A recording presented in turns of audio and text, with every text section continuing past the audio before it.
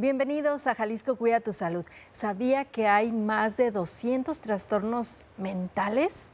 Quizás usted tenga uno o yo tenga alguno. Eso es lo que vamos a aprender el día de hoy. ¿Y quién fue el primer psicólogo? ¿Se ha preguntado eso?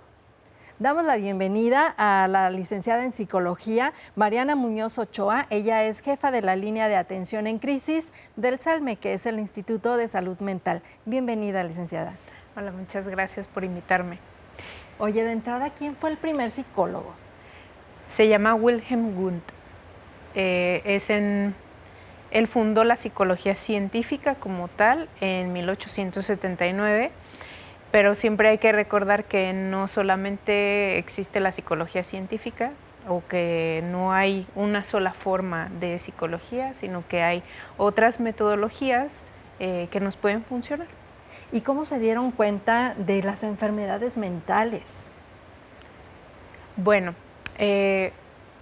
actualmente, porque en su momento, pues sí, no sé qué es de lo que se dieron cuenta, pero actualmente, pues nos damos cuenta que alguien está pasando o atravesando por una situación de un estado mental o un estado emocional complicado cuando presentan una serie de síntomas y signos. En cada trastorno o en cada padecimiento emocional se presentan diferentes síntomas y signos que pues al momento de ser observados o escuchados nos podemos dar cuenta que está padeciendo una persona algo así. Y es que imagínense en 1800 y pico, ¿cómo alguien iba a decir, siento ansiedad, siento depresión, siento que una voz me está hablando? Muchas veces pensaban que hasta tenía que ver con espíritus y demonios, ¿verdad? Claro. Y ponían grilletes a las personas enfermas. Sí, claro. Desde la Santa Inquisición, ¿no? Que se catalogaba como brujas, como personas poseídas cuando tenían algún padecimiento mental, y que justo en la época de lepra a los enfermos mentales se les encerraba en el mismo lugar que a ellos. ¿No? Entonces sí es importante que ahora ya le damos ese lugar a las enfermedades mentales que merecen tener, ¿no? Sí, y estábamos platicando que tenemos un antes de la pandemia y un después de la pandemia. Se dispararon los trastornos emocionales, las enfermedades. ¿Es lo mismo un trastorno mental que uno emocional? No, un trastorno mental tiene que ver con algo químico en el cerebro y un trastorno emocional tiene que ver con algo afectivo, con la historia del propio sujeto. No es lo mismo. Por eso cuando se presenta porque no todas las personas requieren psiquiatra, ¿sí? Hay que darle también su importancia a la psiquiatría y hay que ver que sí requiere medicamentos y que no requiere medicamentos. Hay enfermedades que solo con terapia no se... Pues ninguna enfermedad se cura, ¿no? Pero sí se puede, tampoco quiero hablar de controlar porque pues no se controla, pero sí se estabiliza. Es para que funcionemos, que seamos funcionales. Exactamente. ¿Y cómo saber que necesito la atención de un psicólogo o de un psiquiatra? Cuando ya los síntomas persisten, no sé, por ejemplo, hablemos de una ansiedad, ¿no? Toda la gente sentimos ansiedad. No sé qué siento, pero tengo muchos nervios. Sí. Todas las personas tenemos ansiedad, creo que es algo muy importante que debemos saber. Entonces, la ansiedad a veces nos sirve para prevenirnos también de cosas, así como el miedo. La ansiedad funciona también como cualquier otra emoción, como la tristeza, como la felicidad incluso, ¿no? Pero ya cuando sus síntomas se agravan y ya cuando ya no puedo vivir mi vida a causa de lo que yo siento, o sea que a lo mejor dejo de trabajar, a lo mejor dejo de ir a la escuela, o si eres mamá y dejas de atender a tus hijos y te la pasas pues acostada o no duermes o cosas así, entonces podemos decir que necesitamos la ayuda de psiquiatría. Pero los psiquiatras están muy rebasados también de trabajo, por eso Hay que ver qué enfermedades o qué padecimientos sí requieren de un psiquiatra y qué no. ¿Se puede manejar algo así como riesgos, como peligros que emitan foquitos rojos? Si yo me siento nada más, a lo mejor con miedo de salir a la calle o no me gusta estar mucho con la gente, eso se puede decir que es como algo sencillo. ¿Cuándo puedo decir que es una enfermedad mental peligrosa o profunda, o no sé cómo lo manejan con etapas? No sé si sean etapas, pero más bien es agravamiento. Se puede agravar. Por ejemplo, una persona puede sentir una fobia social leve, ¿no? Y si se agrava esto, o sea que yo de verdad me sudan las manos, de verdad se acelera mi pulso cardíaco, me siento muy mal, me siento que me desmayo, no puedo respirar, me siento que me asfixio, entonces ahí estamos hablando de que ya es algo grave. ¿Y por qué todavía tengo miedo de ir con el psicólogo? Esa es una pregunta muy interesante porque todavía en pleno 2026 hay un tabú muy grande sobre la psicología, sobre qué pasa si voy al psicólogo, ¿no? Eso significa que yo no soy lo suficientemente fuerte o yo no puedo con todo como lo creía. ¿Qué mitos siguen siendo vigentes? A lo mejor no eran en 1800, pero actualmente, ¿qué mitos hay en torno al psicólogo? Y la negativa a ir, ¿no? Hay uno muy grande que las generaciones pasadas decían, es que yo el mejor psicólogo que tuve fue el fajo. La chancla. La chancla, ¿no? Y mírame, estoy muy bien. Estoy muy bien. Y no puede dormir, o tiene adicción al tabaco, o tiene otros problemas, tiene ansiedad, ¿no? Y entonces no está del todo bien. Y hay personas que dicen, es que como alguien, por ejemplo, a mí me ha tocado mucho que la gente me percibe muy joven, soy joven, pero eso no significa que no sepa, ¿no? Entonces dicen, ¿cómo alguien como tú, tan joven, me va a decir a mí que estoy mal, ¿no? Y no es que digamos que está mal. En terapia o en psicología no juzgamos a la gente como la gente cree que sí lo hacemos. Otro de los mitos es solamente va la gente que está loca, ¿no? Y usan el término loca como una palabra para denigrar a una persona, ¿no? Que está pasando por un momento difícil. Pero no es que esté loca y no es que porque vayas tú al psicólogo seas débil. Al contrario, yo creo que las personas que van a terapia son personas valientes que se decidieron afrontar sus miedos, sus vulnerabilidades, sus temores, su pasado incluso. Todos necesitamos ir al psicólogo para estar bien. ¿Sí o no? Sí, yo creo que sí. Yo creo que si todas las personas fuéramos al menos una vez a terapia, seríamos una mejor sociedad, ¿no? Porque seríamos personas mucho más empáticas, seríamos personas con menos traumas del pasado, seríamos personas que hemos resuelto muchas cosas de nuestra historia personal, ¿no? Y que no, probablemente haríamos que si tenemos hijos, si es nuestro deseo tener hijos, esos niños no vayan arrastrando nuestra historia, ¿no? Que es importante. Fíjate qué interesante lo que estás comentando, porque así como vamos con el dentista a que nos limpie los dientes, simplemente cuando nos limpiamos las emociones, cuando nos limpiamos la mente. No se diga si tengamos caries o no, hay problemas emocionales también. Qué interesante que lo tomes así. Pero, y ahora, el que las mujeres estemos empoderadas y que tengamos a veces sentimos hasta que tenemos un mundo en la espalda. ¿Eso requiere ayuda emocional o no? ¿Me contestas después de la pausa? Sí. Regresamos, esto es Jalisco Cuida tu Salud.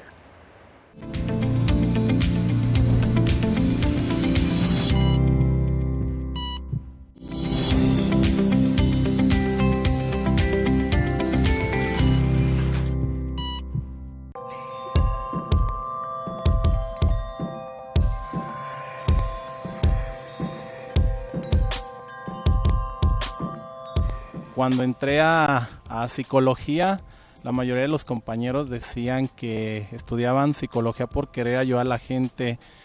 Yo me cuestionaba si en verdad quería ayudar a la gente, pero yo creo que hay una parte más importante que no solo ayudar, sino gestionar el cambio, gestionar que las personas encuentren las herramientas para afrontar el día a día, el cual conlleva una adversidad para muchos.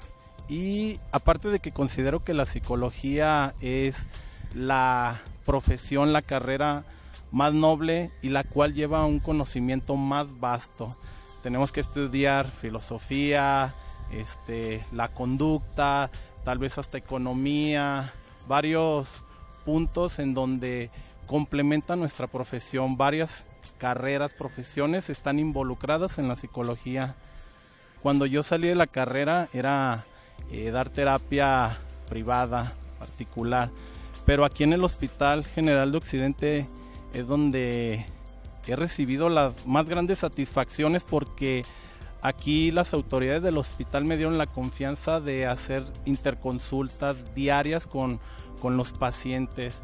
Y la satisfacción más grande es ver que uno puede poner ese granito de arena en donde tal vez a veces la persona tiene mucho dolor, tiene enfermedades que son muy complicadas de conllevar, y ver esa sonrisa, o que a veces se van de alta y uno puso ese granito de arena con los médicos, con el personal que aquí labora, para mí es maravilloso. Tengo aproximadamente 5 o 6 años, tal vez no tengo la experiencia que muchos compañeros tienen que conozco aquí, pero yo volvería a estudiar psicología. Actualmente estudio una maestría, quiero estudiar un doctorado en donde yo pueda aportar más, no solo a la psicología, sino a la sociedad y a las personas. La verdad, yo sí volvería a estudiar psicología nuevamente. Estoy fascinado con mi carrera y mi profesión.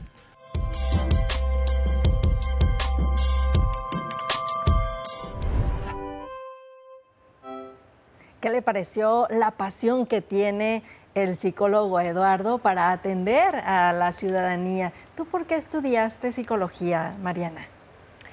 Bueno, en un inicio, como lo dijo el psicólogo de la cápsula que vimos, pues sí era como para ayudar, ¿no? Siempre ha pensado mi familia que yo soy una persona muy neutra y que siempre está del lado de la justicia para enfrentar cualquier situación, ¿no? Pero yo, conforme fui estudiando psicología, la carrera como tal, me fui dando cuenta que además de ayudar a las personas y contribuir a la sociedad, también me ayudaba a mí misma a aprender más. A mí me gusta mucho resolver enigmas, entonces la mente es un enigma muy grande. ¿Qué le dirías a algún chico que nos esté viendo que no sabe si decidirse de psicología o no? ¿Qué habilidades necesita un psicólogo para tener, para ser bueno y ayudar? Bueno, las habilidades las vas adquiriendo en la carrera, pero yo creo que sí necesitas mucha empatía para trabajar con las personas, y también necesitas mucha neutralidad para que tus propias convicciones y tus propias ideas no se vuelvan envueltas en el caso que estás tratando. Eso es en la psicología clínica. Hay muchas ramas de la psicología que son muy importantes, como es psicología laboral, como es neuropsicología, psicología educativa, psicología para la educación especial, psicología forense, psicología geriátrica. Hay muchas ya. Y ya nos decía Mariana, cuando acudimos al psicólogo no es que nos juzgue, sino que va a ayudar con su conocimiento para que nosotros nos sintamos bien. Hablábamos de las mujeres empoderadas, porque actualmente es la ola de la supermujer, la mamá que lo puede todo. ¿necesitamos apoyo emocional para cumplir con nuestras responsabilidades? Sí, claro. Creo que la idea de que las mujeres tengamos esta libertad y que podamos trabajar y tener funciones en muchos ámbitos de la vida social es muy importante, pero también es muy importante saberse una como mujer que el empoderamiento del que se habla no lo es todo, que también podemos ser vulnerables, que también necesitamos descargar esa mochila que llevamos en la espalda, ¿no? A veces llena de piedras, porque hay cosas que pues sí son indudablemente complicadas, ¿no? Para el proceso y el camino, y que sí pueden con todo, pero no solas. ¿Y cómo el estrés impacta nuestra salud física y emocional? El estrés yo creo que es una de las cosas más complicadas que puede vivir cualquier ser humano. En la actualidad yo creo que nos preguntaríamos, ¿quién no vive con estrés? Todas las personas vivimos con estrés, sin embargo, no es que el estrés se quite, pero sí se gestiona. El estrés lo podemos gestionar y a través de acudir a psicoterapia podemos aprender a cómo gestionar el estrés. El estrés nos lleva incluso a perder cabello, a perder músculo, a perder muchas cosas en nuestra vida, incluso a frustrarnos porque no podemos cumplir con todo al mismo tiempo. Qué interesante. ¿Y qué relación tiene, por ejemplo, a raíz de la pandemia que mencionábamos, se incrementaron las mujeres que beben alcohol o que tienen la adicción al tabaco? ¿Qué relación tiene una adicción con una enfermedad o trastorno emocional o mental que no es atendido en su momento? Bueno, muchas personas que tienen una adicción regularmente tienen también otro padecimiento, ¿no? Como lo es la depresión o la ansiedad, y muchas veces no se dan cuenta porque lo normalizamos tener depresión o normalizamos tener ansiedad, y eso nos lleva a desarrollar ciertas adicciones, ¿no? Y no solamente es las sustancias como lo es el alcohol o las drogas, sino también ya hay otras adicciones que no se notan. ¿Cómo cuáles? Al celular, a las pantallas, y sobre todo hay que tener mucho cuidado con los niños, porque ellos, como tienen mucha plasticidad en su cerebro, pues obviamente son más propensos a tener una adicción a las pantallas, y que muchas de las veces las mamás que también trabajan y que también están cansadas y que pues no se atienden y que tienen todo el estrés del hogar, pues mejor le ponen la televisión o le dan un celular o le dan una tablet al niño para que se entretenga y no moleste, ¿no? ¿Y por qué son tan adictivas las redes sociales? ¿Qué pasa en nuestro cerebro que nos obliga a estar pegados en el like? Los estereotipos que nos hacen tanto daño. A veces no nos damos cuenta que nos enganchamos a una cosa. Digo, también la cuestión de la luz azul que tienen las pantallas nos genera algo químico en el cerebro que pues un neurólogo lo podrá explicar mejor, o un psiquiatra, pero sí nos genera esta adicción a la luz. Y lo que nosotros vemos, muchas veces vemos en las redes sociales lo que nosotros deseamos tener o ser, ¿no? Que obviamente, pues si nos vamos a la realidad de esa persona que estamos viendo y admirando, pues nos podemos dar cuenta que muchas cosas no son ciertas, ¿no? Por ejemplo, en algún momento alguien me decía, es que yo veo no sé, en las redes sociales cómo les piden a las chicas que sean sus novias, ¿no? Y entonces me veo a mí cómo me pidió mi novio que sea su novia, y entonces me decepcioné porque no hizo lo que sale en redes sociales, ¿no? No me llegó con las flores y el viaje y la Torre Eiffel a un lado. Sí, claro. Sí, oye, qué interesante. Va una pregunta. La economía, los problemas económicos, ¿qué tanto influyen en nuestro equilibrio emocional? ¿Tiene muchas dudas? Le dejo la línea Salud Jalisco 33 38 23 32 20 y hablamos de los problemas económicos y nuestra salud mental después de la pausa. Regresamos.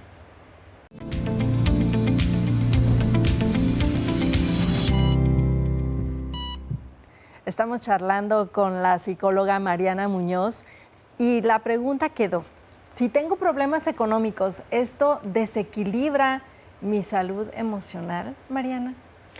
Por supuesto. Recordemos que vivimos en un mundo capitalista y que evidentemente no podemos vivir sin la economía, ¿no? Si alguien pierde su trabajo, obviamente va a tener depresión, va a tener ansiedad, va a tener incluso hasta otro tipo de síntomas. Puede presentarse síntomas psicóticos, incluso recurrir a las adicciones, ¿por qué no? Aunque no haya dinero, pues siempre se puede conseguir algo, ¿no? Entonces podemos decir que sí, la economía impacta mucho, no solamente en la persona que recibe este despido quizá, ¿no? Sino que en toda la familia, ¿no? Porque se ven afectadas ciertas cosas, ciertas actividades que hacemos cotidianamente, quizá ya no pueden seguir estudiando o quizá pues también se ve afectada la alimentación, la calidad del sueño, entre muchas otras cosas. Ahí, por ejemplo, si yo estoy abrumada por las deudas, que la tarjeta que tengo que pagar, la renta, esto y otro, se me va el sueño y no puedo dormir 1, 2, 3 días, ¿hay una línea en la que yo pueda llamar y decir, me estoy sintiendo mal? Sí, claro. La línea de atención en crisis de Salme. ¿Cuál es? Es 33 38 33 38 38. Ahí podemos atenderlos 24/7. Y si yo no tengo la mente como para aprenderme tanto número, ¿puedo marcar al 911 y recibir ayuda? ¿Cómo pasa ahí? Sí, marcan, incluso si no tienen saldo, marcan al 911 y el 911 nos deriva a nosotros las llamadas que ellos atienden y entonces podemos ayudarles. Háblanos un poquito de esta línea. ¿Quién atiende esta línea? ¿Es persona especializada en psicología? ¿Y qué tipo de llamadas reciben? Uh-huh.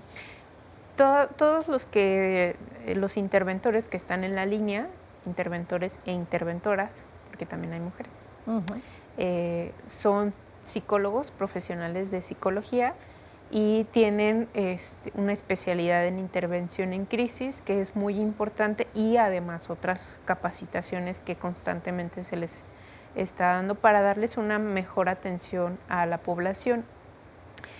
Recibimos muchas llamadas de muchos tipos, como lo es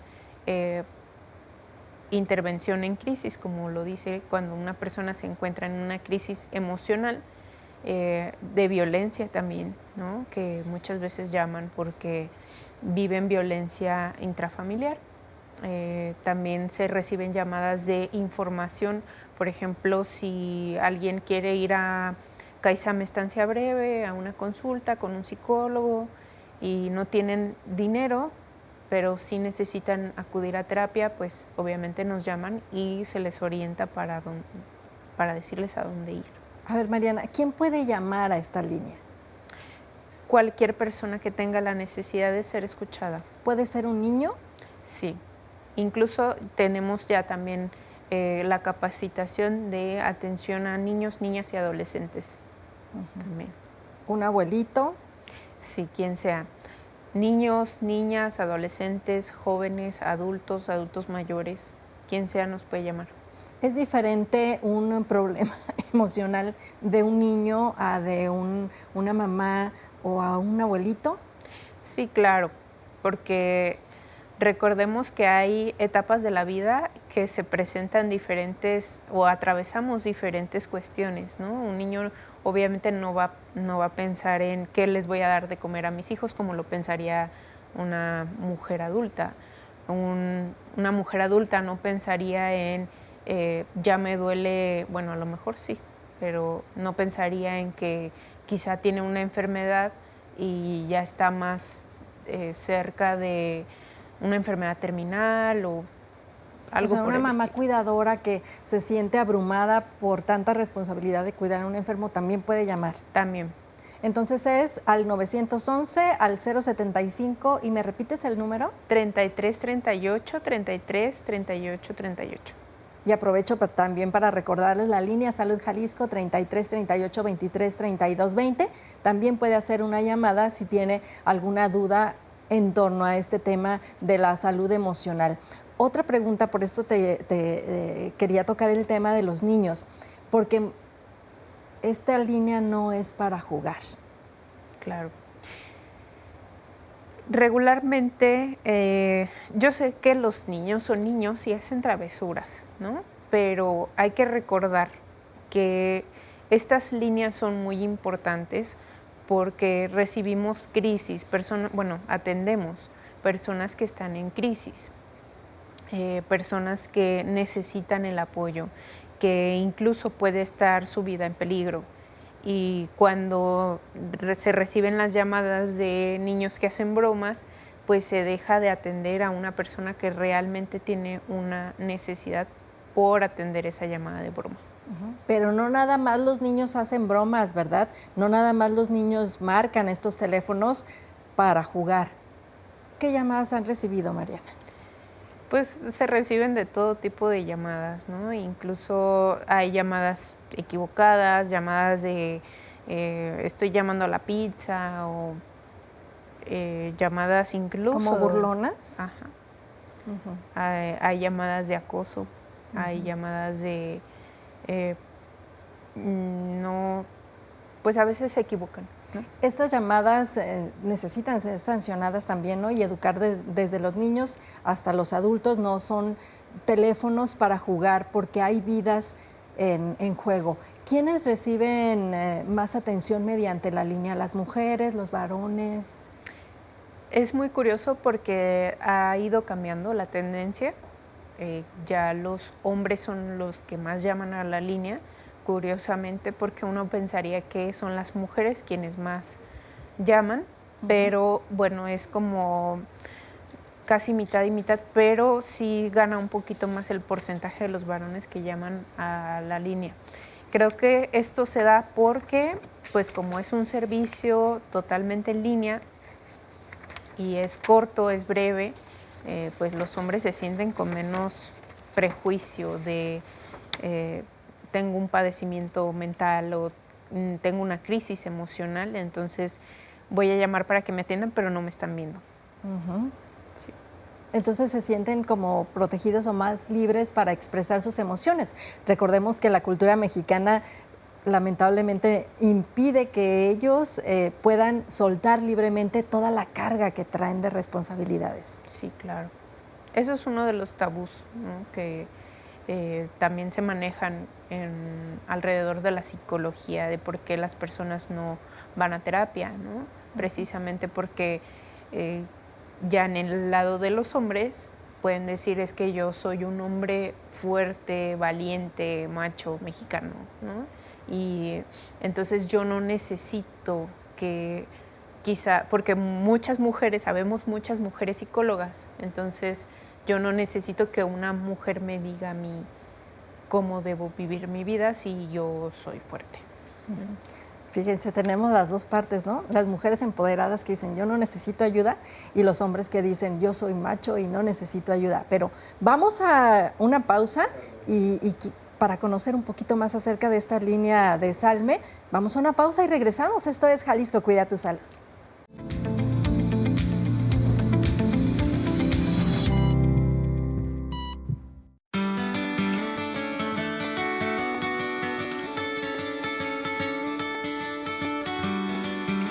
La psicología es mucho más que la atención en consultorio. Hoy las y los profesionales de esta disciplina participan en hospitales, escuelas, empresas, instituciones públicas y comunidades contribuyendo directamente a la salud pública. Cada día, millones de personas enfrentan emociones, desafíos, pérdidas, cambios y nuevas oportunidades, y en muchos de estos momentos hay alguien acompañando, escuchando y ayudando a construir bienestar: las psicólogas y los psicólogos. En este contexto, la labor de las psicólogas y los psicólogos es clave para prevenir enfermedades, detectar riesgos a tiempo y acompañar procesos de recuperación emocional. Además de atender crisis, la psicología ayuda a fortalecer habilidades para la vida, promover la convivencia, prevenir la violencia y fomentar comunidades más saludables. En el Día Nacional de las Psicólogas y los Psicólogos, reconocemos su compromiso, ética y dedicación para acompañar a las personas en el cuidado de su salud emocional y mental. Cada 20 de mayo, el gremio celebra el Día Nacional de las y los Psicólogos. Esto en conmemoración del día en que se realizó el primer encuentro entre profesionales de esta ciencia. En el estado, esta fecha es impulsada por el Colegio Estatal de Psicólogos en Intervención de Jalisco AC, destacando actividades como la entrega del Premio Estatal de Psicología Jalisco 2026 bajo el lema Salud Mental para la Paz, porque cuidar la salud mental también es cuidar la vida.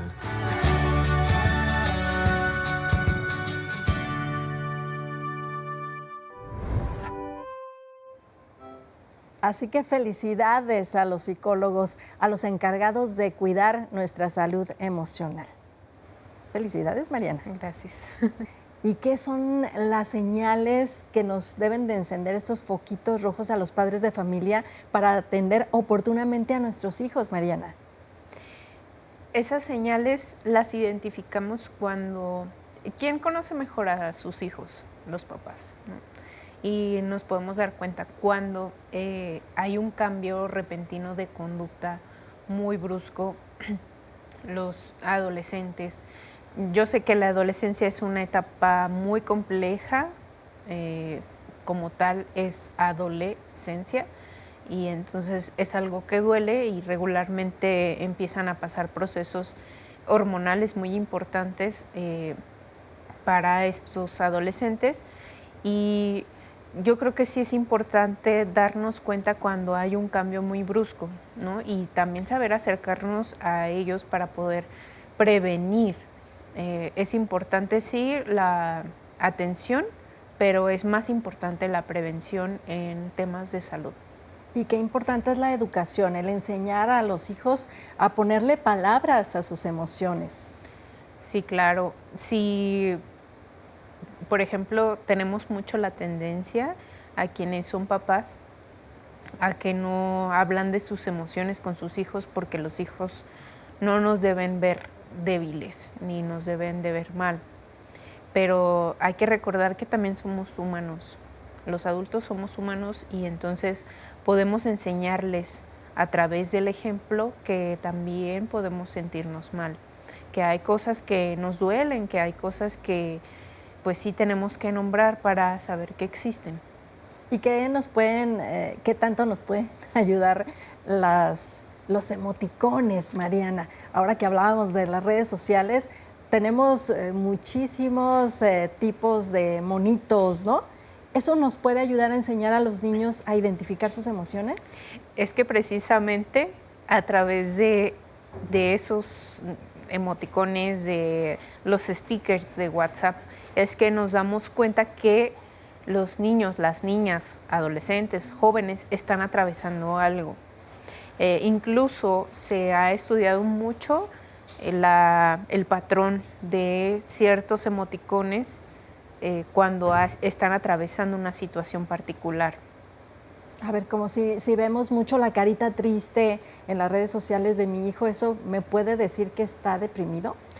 Puede ser, o que haya algo que le suceda, que yo puedo sentarme con él y hablar de lo que le pasa. Incluso es mejor validar las emociones y decir, está bien si tú estás atravesando por un mal momento, necesito que confíes en mí y me cuentes cuando tú estés listo. ¿Y qué recomendación le darías a los papás para mejorar esa comunicación familiar? Más que nada pasar tiempo juntos de calidad, porque yo sé que ahora con que los adultos todos tenemos que trabajar, las familias, pues papá y mamá también trabajan o hay solo un padre de familia en casa, pues es muy complicada la comunicación. Pero creo que siempre hay un momento, yo sé que muchas personas estamos cansadas del trabajo, pero siempre hay un momento del día en donde podemos hablar, ¿no? Incluso los papás pueden hablar de esto, de decir cómo me fue en el trabajo, ¿no? Qué cansada me siento, qué es lo que me pasó en el trabajo, aunque los niños no sepan cómo manejar eso, ¿no? O sea, quizá podrán decir los papás, precisamente ahí va ese patrón, ¿no? Mi mamá no habla de lo que le pasa en el trabajo porque piensa que yo no lo entiendo, ¿no? Pero a mí me gustaría saber qué es lo que le pasa a mi mamá o por qué está tan enojada a veces, ¿no? Y entonces, cuando ese niño crece, dice, no voy a hablar de lo que siento ni de lo que me pasa porque a nadie le importa. Y empezamos a cortar la comunicación desde temprana edad. Sí. Sí, y por eso es importante que pasemos tiempo de calidad con nuestras familias para ver qué es lo que está sucediendo realmente y hablarlo. Incluso hasta platicar con ellos, oye, ¿este emoticón qué significa? Y entonces que el niño te comience a explicar, ¿no? Porque luego a veces nosotras las mamás no sabemos lo que significan luego sus abreviaciones que tienen ellos a través de las redes sociales. ¿Qué le dirías, Mariana, a una persona que en este momento está pasando por un momento difícil emocionalmente? Yo diría que no está solo, no está sola, que siempre habemos personas que, aunque no seamos de su familia, aunque no seamos una persona cercana, siempre vamos a estar disponibles para escucharles, que cuentan con nuestras herramientas que también nosotros tenemos para tener esa escucha activa y poder dar una buena retroalimentación y pues a lo mejor con esa retroalimentación tener una mejor calidad de vida. Sí se puede. Y no puedo estar sonriente todo el tiempo. ¿Qué me recomendarías para identificar que hoy me siento triste o me siento alegre o me siento eufórica? Hay que validar las emociones. Hay que recordar que como seres humanos podemos atravesar todas las emociones, felicidad, tristeza, y que todas esas son totalmente comunes, que son normales, que son parte de nosotros y que si no las validamos y no las reconocemos y las reprimimos, más daño nos causan. Entonces sí es importante que validemos como tal y reconozcamos que son parte de nosotras, porque si no reconocemos que esas emociones son mías y que es válido que yo las sienta, pues voy a vivir infeliz siempre.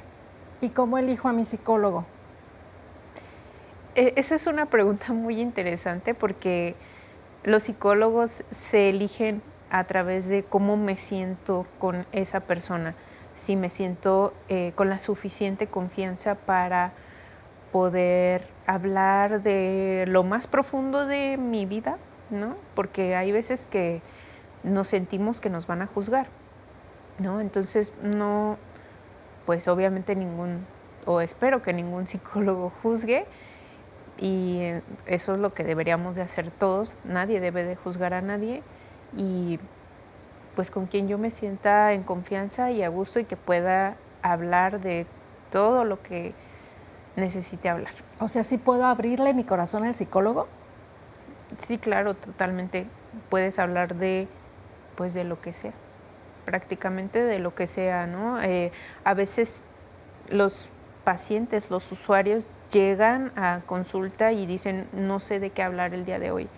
Y es como, ¿cómo te fue? ¿No? ¿Cómo fue tu día? Entonces, a partir de esa pregunta y de cómo fue tu día, se pueden desembocar muchas cosas, ¿no? Entonces, a lo mejor no se acordaba que en su día se había sentido triste, ¿no? Que había tenido quizá un recuerdo de algo, ¿no? Y entonces, con esa simple pregunta de cómo te fue el día de hoy, pues ya se desatan muchas cosas. Se desatan muchas cosas y se aprenden muchas cosas. Y nosotros queremos felicitar a todos los profesionales de la salud mental, porque es una noble profesión que nos ayuda a seguir bien, caminando cada día. Felicidades, Mariana. Muchas gracias. Gracias por haber estado con nosotros. Gracias. Y a cuidar nuestra salud física, emocional. Gracias por haber estado en Jalisco Cuida tu Salud. Los esperamos hasta la próxima.